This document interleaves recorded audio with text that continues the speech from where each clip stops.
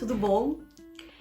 Bom, a criança, ela funda sua personalidade, ela funda suas crenças nela mesma a respeito do olhar do adulto sobre ela. Então, de acordo com os pais, os professores, os padrinhos, até mesmo os colegas depois olham para ela e julgam ela, a forma como ela se sente através desse olhar do outro vai construir a autoestima dela.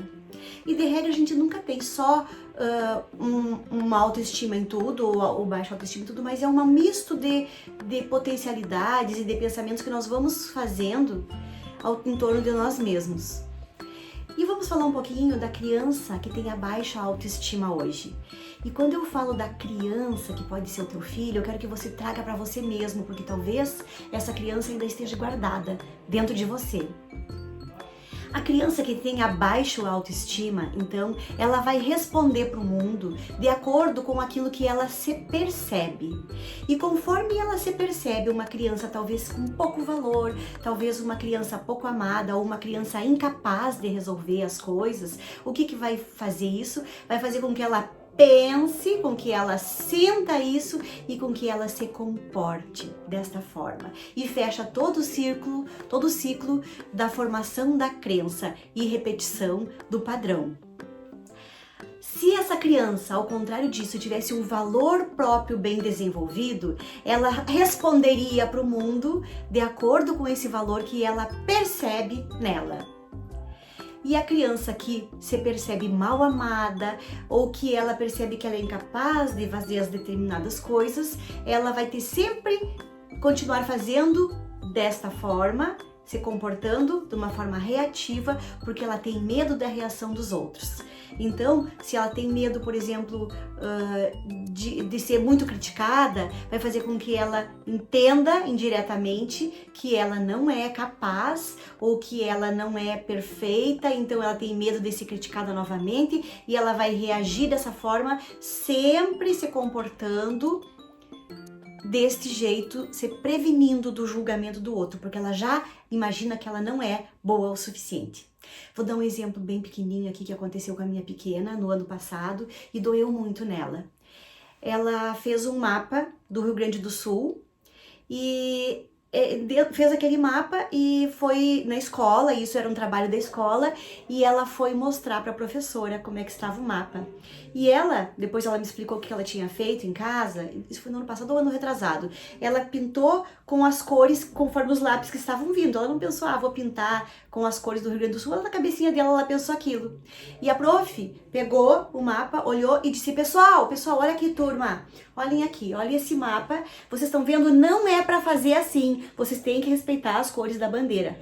Mas a professora usou o mapa dela e criticou o mapa dela publicamente.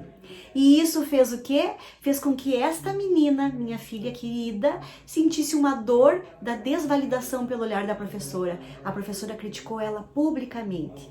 E de lá para cá, o que aconteceu? Ela se sente muito diminuída e ela tenta não participar da aula de forma nenhuma. Porque ela percebeu que a professora criticou ela e ela já se sentiu, baixou a autoestima dela, principalmente frente aos colegas, e ela já tem medo de se expor ao julgamento. E isso é o que acaba acontecendo. Por que o adulto tem que entender que o olho dele, a comunicação dele, a crítica dele vai fazer com que aquela criança haja a partir dali em várias outras situações. E isso não pode acontecer. Por isso eu digo e eu insisto, nós temos que nos preparar para sermos assertivos em construirmos essa próxima geração que vem aí, para que ela não se carregue das dores que nós tivemos. E as pessoas se preparam para tantas coisas, mas não querem se preparar às vezes para aquilo que é o bem mais precioso da sua vida, para construir o seu filho e até para o seu aluno. Nós não dizemos que a criança é o futuro do nosso país, é a nossa esperança. Então, por que não nos prepararmos para fazer crianças melhores, crianças que se sintam capazes de dar o melhor de si em qualquer situação? Porque se ela se perceber olhada assim, é assim que ela vai se comportar com o mundo. Te faço esse convite de refletir sobre isso, para que essas crianças não tenham medo de falhar, Porque todos nós falhamos. Gente, pega o maior craque de futebol, ele treina o dia inteiro para ser o melhor e ainda assim ele falha. Ainda assim, treinando, ele falha. Por que nós vamos querer perfeição das nossas crianças? A gente pode, deve corrigir, amparar, tudo, mas com critérios para fazer com que saia o melhor dessa pessoa, que está em formação, dessa pessoa que está em crescimento.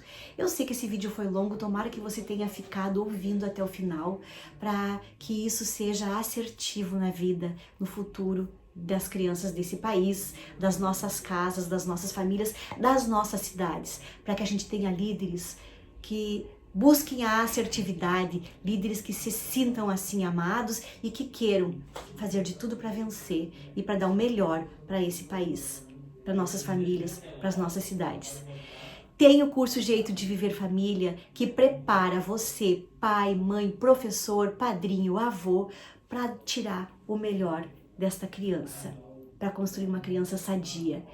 Me manda um direct aí, pergunte, me diz se você gostou do vídeo, me diz qual é o tema que você gostaria que eu falasse e eu vou buscar falar sobre isso. E te faço o convite então mais uma vez para estar comigo no Jeito de Viver Família. Um beijo grande e você, o teu filho e as crianças desse país merecem isso.